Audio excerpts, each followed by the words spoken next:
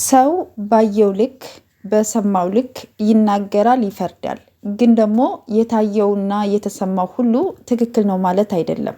ምክንያቱም ከሰው ልጅ ስህተት ከብረት ዝገት አይጠፋም ስለሚባል ማለት ነው። ለሁሉም ነገር ለመፍረድ አትቸኩሉ። ከዚህ በፊት ብሩኬ ላይ በጣም ብዙ ሰዎች ስትፈርዱበት ነበረ፣ ስትሰድቡት ነበረ። እናንተ መፍረድንና መሳደብን ምርጫ አድርጋችሁ ማለት ነው። ግን ትክክል አይደላችሁም። ይሄ ልጅ እንኳ ትክክል ባይሰራ እንኳ መምከርና ካለበት ችግር ማላቀቅ፣ ጥሩ ምክርን መምከር፣ መልካም ንግግሮች ካለበት ችግር ሊያወጡት ይችሉ ነበር አይደለ? ግን እናንተ መፍረድንና መሳደብን ነበር ምርጫ ያደረጋችሁት። አሁንም ደግሞ ዙራችሁ ሀይሚ ስትዞር ደግሞ ሀይሚ ላይ ደግሞ መፍረድ፣ መሳደብ፣ ብዙ ነገር ትላላችሁ። ምን ለማለት ፈልጌ ነው? ለሁሉም ነገር መፍረድ ላይ አትቸኩሉ፣ ለመናገርም አትቸኩሉ። ከተናገራችሁም ደግሞ መልካም ንግግሮችን ለመናገር ሞክሩ። በቃ መናገር ካልቻላችሁ ደግሞ ዝምታ ወርቅ ነው። ምክንያቱም ከውስጣችን የሚወጡ መጥፎ ቃላቶች የሰውን ልብ ይሰብራሉ። አንዳንድ ጊዜ ምን ይባላል በሀገራችን ከምትናገረኝ ምታኝ ይባላል አይደለ? ሰው ሲጣላ ከምትሰድበኝ ምታኝ ይባላል። ምክንያቱም ከውስጣችን የሚወጡ ቃላቶች የሰው ልጅ ልብ የመስበር ኃይል ስላላቸው ማለት ነው። አሁን ላይ እነሱ የሚነጋገሩን ነገር ትክክል ነው ብዬ አላምንም። ሀይሚና ብሩኬ የቃላት አጠቃቀም በጣም ከባድ ሊሆን ይችላል። ምናልባት ደግሞ ካሉበት ስሜት የንደት ስሜት ላይ ሆነው ሊሆን ይችላል። ግን ደግሞ እንደዛ ቢሆንም ደግሞ የሆነ ችግር ሲፈጠር በመነጋገር እና እርስ በራሳቸው በመደጋገፍ ቁጭ ብሎ በማውራት የማይፈታ ችግር የለም ብዬ አስባለሁ።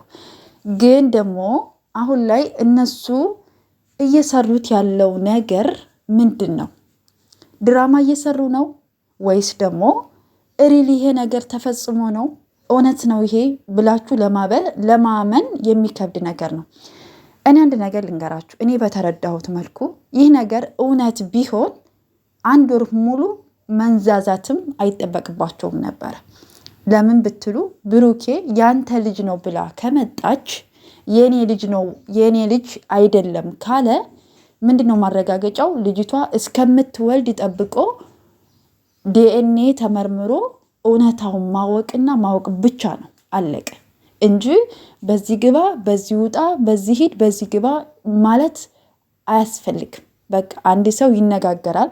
ሁሉም ነገር ደግሞ ካሜራ ላይ አይደለም እኮ በውስጥ መስመር እኮ ማውራት አለ አይደለ?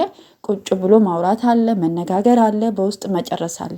ግን ደግሞ እነሱ መስራት የፈለጉት ነገር አለ አይደለ? እነሱ መስራት የፈለጉት ነገር አለ፣ ወይም ደግሞ ማስተላለፍ የፈለጉት ነገር አለ። ሊያስተምር የሚችል ነገርም ሊሆን ይችላል። ምክንያቱም አንዳንድ ጊዜ በእኛ ሕይወት ላይ እንደዚህ አይነት ነገር ካልተፈጸመ ትምህርቱ ላይ ገባን ይችላል። ግን የተፈጸመባቸው ሰዎች ደግሞ እኔ እንደዚህ አይነት ሕይወት ነበርኩኝ ኑሬዋለሁ ብሎ ደግሞ ካለበት ሕይወት ወይም ደግሞ ከዚህ በኋላም ደግሞ ለሚኖረው ሕይወት ይማርበታል ብዬ አስባለሁ። ስለዚህ ይሄ ነገር እኔ ድራማ ነው የሚመስለኝ እንጂ እውነት ቢሆን በቃ ተነጋግሮ የሚጨረስ ነገር ነው። መንዛዛትም አይጠበቅባቸውም። ሁልጊዜ ካሜራ እየተደበቀ እየተደቀነ እየመጡ መጨቃጨቅም አያስፈልግም። እንለያይ ማለትም አይጠበቅባቸውም። በውስጥ መስመር ምናልባት 1 ሳምንት ይነጋገራሉ። በቃ ውጤቱ እስከሚመጣ ጠብቂ። ውጤቱ ከመጣ በኋላ ምርመራ ከተካሄደ በኋላ ብሩኬ የእሱ ልጅ ከሆነ የአባትነቱን ኃላፊነት ይወጣል እንጂ አብሮ የመኖርም እሷን የመንከባከብ ግዴታ የለበትም። ግን ልጁን የመንከባከብ ግዴታ አለበት። አባት ነው ከተባለ ማለት ነው።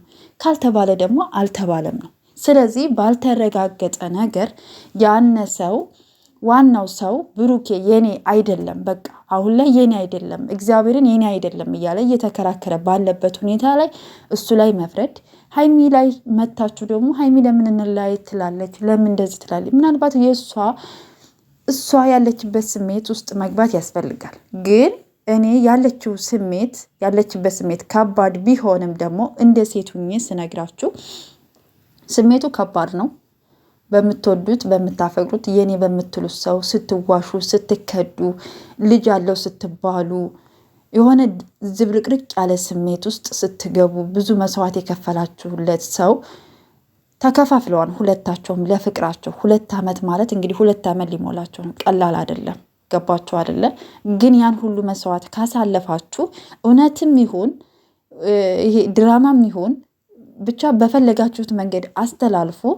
ግን ሀይሚዬ አሁን ላይ ብሩኬ ጎን ብትቆምለት፣ ገባችሁ አይደለ? እውነታው እስኪታወቅ እስኪትረጋገጥ ድረስ አብረው ብትሆን እኔ በጣም ደስ ይለኛል። ምክንያቱም ይሄን ያህል ዓመት አብረው ቆይተው 2 ወር መታገስ አያቅስም ብዬ ስለማመን በቃ ከ2 ወር በኋላ እኮ ከሆነም ሆነ ነው፣ ካልሆነም አልሆነም ነው አደለ? ስለዚህ ያን ነገር ቢነጋገሩና ነገሮችን ማስተካከል ቢችሉ ብዬ ነው። እና ለመፍረድና ለመሳደብ የምትቸኩሉ ሰዎች አላችሁ፣ አትቸኩሉ። ሴት ልጅ ሆናችሁ ደግሞ በሴት ላይ የምትፈርዱ የምትሳደቡ ዝም ብላችሁ በቃ መልካም ንግግር ወይም ደግሞ መምከር ካልቻላችሁ ዝምታ ወርቅ ነው። ዝም ማንን ይገላል? ማንንም አይገልም። ዝምታ ደስ የሚል መልስ ነው። ስለዚህ እባካችሁ እንረጋጋ። በሰው ላይ ለመፍረድ አትቸኩሉ። ምክንያቱም ስትፈርዱ የእናንተ ህይወት ምን እንደሚያጋጥመው ነገር ስለማታውቁ ማለት ነው። ሁሉም ሰው ትክክል አይደለም። ሁሉም ሰው ፍጹም አይደለም። ሰው ስህተት ይሰራል፣ ግን ደግሞ ይታረማል። ከስህተቱ ይመለሳል። የማይመለስበት ምንም አይነት ምክንያት ስለሌለ ማለት ነው። ስለዚህ ውድ ቤተሰቦቼ በያላችሁበት ሰላማችሁ ብዝት ይበልልኝ። ለዚህ ቤት አዲስ የሆናችሁ ላይክ፣ ሰብስክራይብ እያደረጋችሁ ቤተሰብ ይሁኑ። ሀይሚና ብሩኬም መቼም አይለያዩ።